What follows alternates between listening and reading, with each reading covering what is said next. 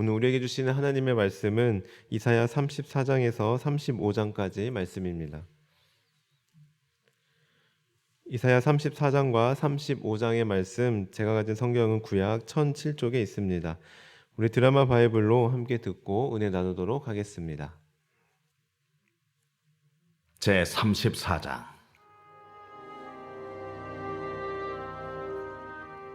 열국이여, 너희는 나와 들을지어다. 민족들이여, 귀를 기울일지어다. 땅과 땅에 충만한 것, 세계와 세계에서 나는 모든 것이여 들을지어다.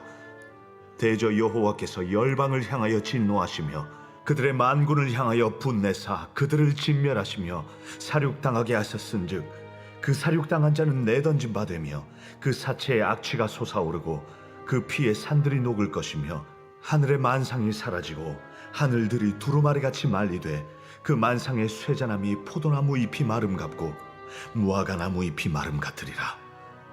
여호와의 칼이 하늘에서 족하게 마셨은즉 보라, 이것이 에돔 위에 내리며 진멸하시기로 한 백성 위에 내려 그를 심판할 것이라.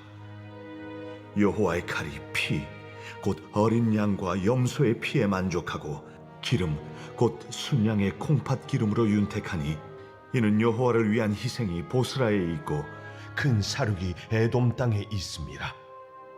들소와 송아지와 수소가 함께 도살장에 내려가니 그들의 땅이 피에 취하며 흙이 기름으로 윤택하리라.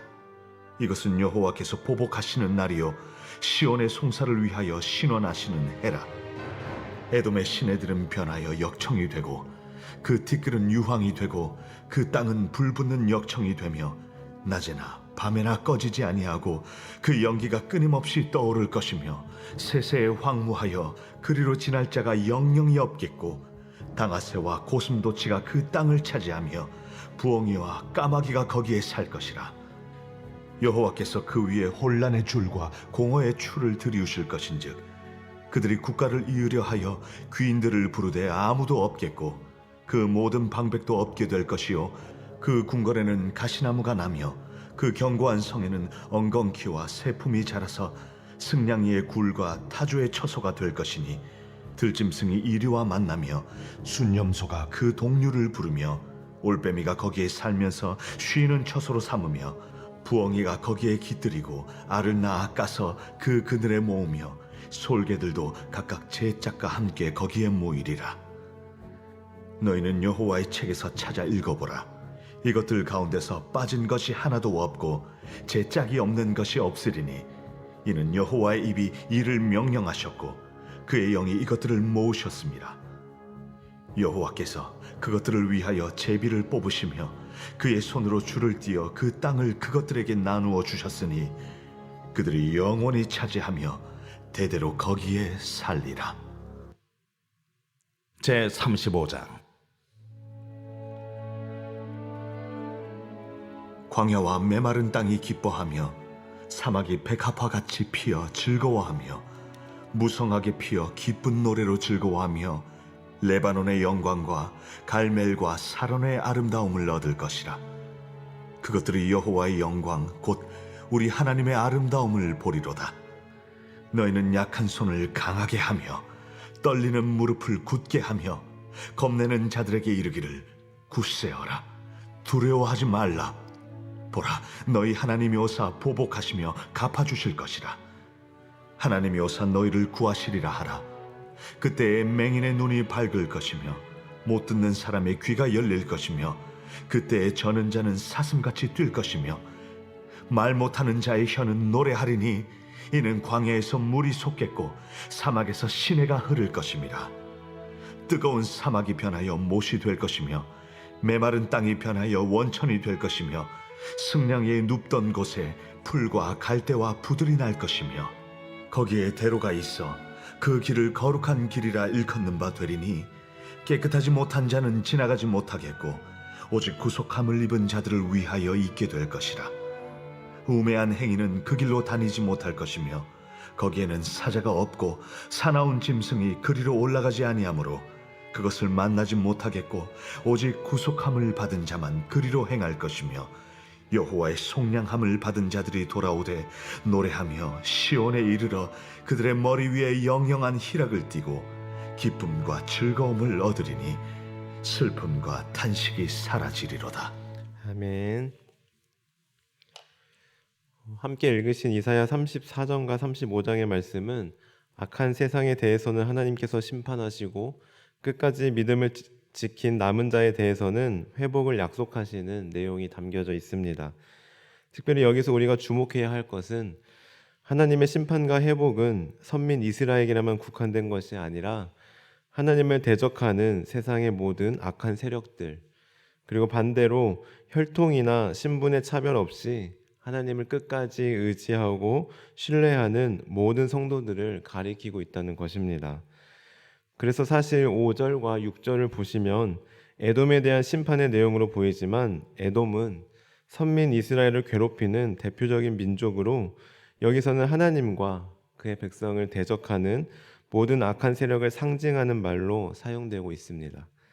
따라서 1절에서 열국이여 그리고 2절에서도 열방을 향하여 등의 단어를 통해 우리는 에돔이라는 대표 단수를 앞세워 이 땅에 존재하고 있는 모든 악한 세력에 대해 하나님께서 반드시 심판하시고 하나님의 무서운 진노가 마지막 날에 쏟아질 것을 예언하고 있는 것입니다. 그리고 하나님의 심판과 진노가 얼마나 무섭고 철저한지에 대해 2절부터 쭉 기록되어 있는데요. 2절을 보시면 그들을 진멸하시고 살육당하게 하신다고 말씀하고 있습니다. 즉 하나님을 대적하는 악한 세력들을 하나님께서 완전히 전멸시키시고 몰살시키시겠다고 말씀하고 계시고 3절에 보시면 그 주검들에서 악취가 나며 산들은 모두 피로 물들 것이다 라고 말씀하고 있습니다. 그 외에도 너무 처참하고 비참한 상태에 대해 계속해서 말씀하고 있는데요. 오늘 말씀의 결론, 즉 이사야 34장이 기록된 목적은 바로 8절 말씀이라고 할 수 있겠습니다. 우리 이사야 34장 8절의 말씀을 함께 읽어보겠습니다. 시작. 이것은 여호와께서 보복하시는 날이요 시온의 송사를 위하여 신원하시는 해라. 아멘. 그렇습니다. 하나님께서 심판하시는 날, 하나님의 진노가 나타나는 날은 하나님을 대적하고 하나님을 믿는 사람들을 괴롭히는 악한 세력에게는 최후 심판의 날, 두려움의 날이지만 이것은 곧 하나님의 백성들에게는 하나님께서 그들의 원한을 갚아주시는 날이라고 할 수 있습니다. 따라서 예수님을 믿고 예수님을 따르는 우리에게는 그날이 두렵고 떨리는 날, 무서운 날이 아니라 구원의 날, 감사의 날이라고 할 수 있습니다. 우리 일반 사회에서도 재판을 한번 생각해 보시기 바랍니다. 억울한 사람들, 피해를 당한 사람들에게 만약 재판이 없다고 생각해 보십시오. 그럼 얼마나 더 억울하겠습니까? 피해를 준 가해자가 분명히 있는데 심판이 없다면, 그래서 그 가해자가 아무런 법의 심판을 받지 않고 떳떳하고 당당하게 오히려 활개치며 살아간다면 그 모습을 바라보는 피해자의 마음은 얼마나 분하고 힘들겠습니까? 또 얼마나 두렵고 무섭겠습니까? 그러나 법의 심판을 통해 조금이나마 상처받은 마음의 위안을 얻고 억울함을 풀지 않겠습니까? 그래서 심판의 날은 힘없고 연약한 피해를 당한 사람들에게는 무섭고 두려운 날이 아니라 반드시 있어야만 하는 구원의 날이라고 할 수 있습니다. 마찬가지로 하나님의 심판의 날은 반드시 있어야 하는 날입니다. 그래서 하나님의 심판의 날은 하나님의 무자비하고 잔인한 모습을 부각시키며 하나님을 무서운 존재로 인식하는 날이 아니라 이 악한 세상 가운데 우리를 구원하시는 하나님의 자비하심과 공평하신 사랑을 나타내는 사랑의 날이라고 할 수 있습니다. 따라서 하나님을 믿는 우리에게는 무섭고 두려운 날이 아니라 구원의 날, 기쁨의 날이라고 할 수 있는 것입니다. 지금 당장 우리의 인간적인 이성의 한계로 생각했을 때는 심판의 날이 다가오면 내가 지금 좋아하는 모든 것들도 이제는 못하고 맛있는 것도 못 먹고 사랑하는 가족들, 친구들과 즐거운 시간도 못 보낼 것 같아서 오지 않았으면 하는 두렵고 무서운 날로 여겨질지 모르겠지만 그날은 예수님을 믿는 성도에게는 이 세상에서 누렸던 기쁨과 행복과는 비교할 수 없을 정도로 그동안 세상에서 맛보지 못했던 진정한 행복과 기쁨을 누리는 감사와 감격의 날이 될 것입니다. 따라서 우리는 여호와의 날, 하나님의 심판의 날, 그날을 기대하며 기다려야 하는 것입니다. 하나님의 자녀들이 마라나타, 아멘 주 예수여 속히 오시옵소서 하고 인사하였던 것을 기억하며 우리도 마라나타 하며 그날을 사모해야 합니다. 그러나 여기서 우리는 두 가지 사실을 기억해야 합니다. 첫 번째는 바로 끝까지, 예수님 다시 오실 때까지, 심판의 날까지 끝까지 우리의 믿음을 지켜야 한다는 것입니다. 우리가 계속해서 이사야 말씀을 통해 보고 들어왔던 것처럼 하나님의 심판의 날에 하나님의 진노를 받을 대상은 이방 열국뿐만 아니라 하나님을 배신한 이스라엘 백성들도 포함하고 있습니다. 그래서 이사야가 1장에서부터 계속해서 외치고 있는 내용이 무엇입니까? 1장 18절을 보시면 여호와께서 말씀하시되 오라 우리가 서로 변론하자. 너희의 죄가 주홍 같을지라도 눈과 같이 희어질 것이요 진홍같이 붉을지라도 양털같이 희게 되리라 라고 말씀하고 있고, 55장 7절에서도 악인은 그의 길을, 불의한 자는 그의 생각을 버리고 여호와께로 돌아오라. 그리하면 그가 긍휼히 여기시리라. 우리 하나님께로 돌아오라. 그가 너그럽게 용서하시리라. 아멘. 이렇게 이사야뿐만 아니라 앞으로 우리가 살펴볼 많은 선지자들이 계속해서 외치고 호소하는 내용이 바로 여호와께로 돌아오라 라는 것입니다. 이 말은 즉 처음에는 하나님을 잘 믿었지만 나중에 하나님을 배반하고 하나님을 떠난 사람들이 있다는 뜻입니다. 따라서 우리는 우리의 이 말씀들을 기억하며 끝까지 예수님 다시 오실 때까지 심판의 그 날까지 우리의 믿음을 지켜야 합니다. 절대로 하나님을 떠나서는 안 됩니다. 예전에 잘 믿고 예전에 뜨거웠던 그 믿음이 아니라 지금 믿음, 앞으로의 믿음도 끝까지 지켜야 하는 것입니다. 간절히 바라기는 이 믿음 끝까지 예수님 다시 오실 때까지 심판의 그 날까지 끝까지 지키시는 우리 모든 성도님들 되시길 간절히 소망합니다. 두 번째로 오늘 말씀을 통해 우리가 기억해야 할 사실은 바로 하나님을 떠난 사람들, 하나님을 배반한 사람들, 하나님을 모르는 에돔과 같은 사람들에게 이사야처럼 복음을 전해야 한다는 것입니다. 나는 예수님 잘 믿으니까 괜찮아. 우리 가족만 잘 믿으면 돼. 내 믿음 하나 지키기도 버거워 하는 것이 아니라 이사야의 심정으로 여러분 하나님께로 돌아오십시오. 하나님이 기다리고 계십니다. 하나님께로 돌아오면 하나님께서 긍휼히 여기시고 너그럽게 용서해 주시겠다고 분명히 말씀하셨습니다.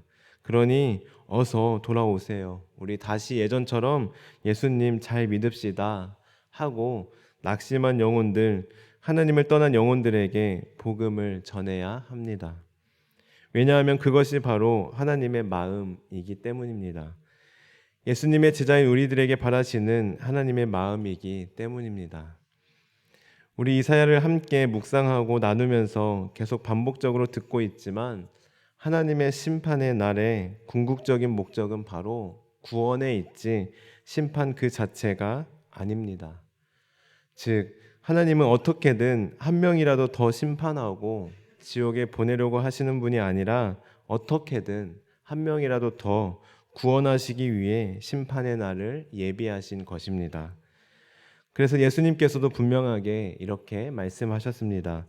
요한복음 3장 17절 말씀입니다.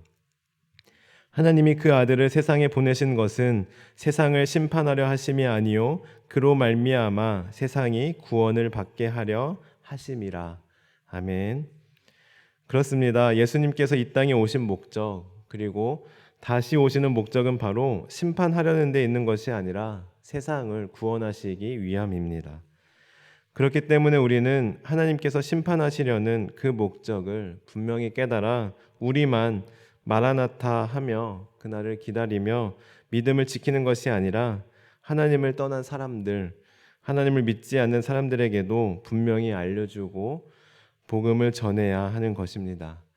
사랑하는 성도 여러분, 우리는 지금 예수님의 다시 오심을 기다리는 대림절을 보내고 있습니다. 예수님께서 이 땅에 오신 목적, 그리고 다시 오시는 목적을 기억하며 또한 오늘 말씀을 기억하며 우리의 믿음을 끝까지 잘 지키되 하나님을 떠난 사람들, 하나님을 아직도 모르는 사람들에게 복음을 전하는 진정한 대림절 기간을 보내시길 간절히 소망합니다.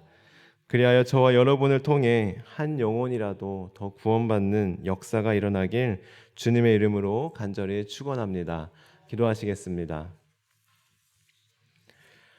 하나님, 저희들 오늘 말씀을 통해 하나님의 심판의 날이 왜 있는지 그 목적을 분명히 깨달아 알게 하시니 감사합니다. 저희들 주님 다시 오실 때까지 이 믿음 끝까지 잘 지키게 도와주시고 나아가 하나님을 떠난 사람들, 하나님을 모르는 사람들에게 복음을 전하며 살아가게 하옵소서. 그리하여 하나님의 심판의 날을 잘 준비하며 하루하루 살아가게 하옵소서. 감사드리며 예수님의 이름으로 기도드립니다. 아멘. 주님께서 가르쳐주신 기도를 드리겠습니다. 하늘에 계신 우리 아버지, 아버지의 이름을 거룩하게 하시며 아버지의 나라가 오게 하시며 아버지의 뜻이 하늘에서와 같이 땅에서도 이루어지게 하소서. 오늘 우리에게 일용할 양식을 주시고 우리가 우리에게 잘못한 사람을 용서하여 준 것 같이 우리의 죄를 용서하여 주시고 우리를 시험에 빠지지 않게 하시고 악에서 구하소서. 나라와 권능과 영광이 영원히 아버지의 것입니다. 아멘. 오늘 말씀을 기억하며 기도하시겠습니다. 하나님, 저희들 끝까지 이 믿음 잘 지킬 수 있도록 성령님 도와주옵소서.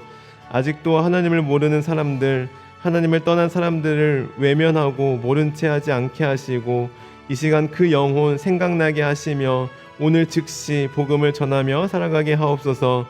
오늘도 성령으로 충만하게 하셔서 마땅히 기도할 바를 알게 하시고 이를 통해 모든 것을 합력하여 선을 이루시는 하나님을 경험하게 하옵소서. 다음으로 가정을 위해 기도하실 때 사랑으로 하나 되는 가정 되게 하시고 서로를 신뢰하고 의지하는 행복이 넘치는 가정 되게 하옵소서. 교회를 위하여서는 코로나로 인해 막혀있던 선교의 문이 다시금 활짝 열리게 하시고 선교사님들에게 지혜를 더하여 주시며 선교에 필요한 것들을 공급하여 주옵소서. 타지에서 생활하는 자녀들, 해외에 나가 있는 자녀들, 군에 있는 자녀들을 지켜주시고 보호하여 주옵소서. 나라와 민족을 위하여서는 남과 북이 복음으로 통일되게 하시고 막힌 담을 허무시는 예수님으로 인하여 남녀 갈등, 이념 갈등, 세대 갈등이 해결되게 하옵소서. 마지막으로 우리 환우들을 위해서 그리고 개인 기도 제목 가지고 기도하며 나아가겠습니다. 기도하시겠습니다. 하나님 감사합니다. 오늘 말씀을 통하여 하나님의 심판의 날이 왜 있는지 분명히 깨닫게 하시니 감사합니다. 하나님께서는 한 영혼이라도 더 구원하시기 위하여 심판의 날을 예비하셨습니다. 하나님, 저희들 하나님의 심판의 날을 기억하며 마라나타 예수님 다시 오시는 그 날을 사모하며 나아갈 수 있도록 인도하여 주옵소서. 그 날까지 끝까지 믿음을 잘 지키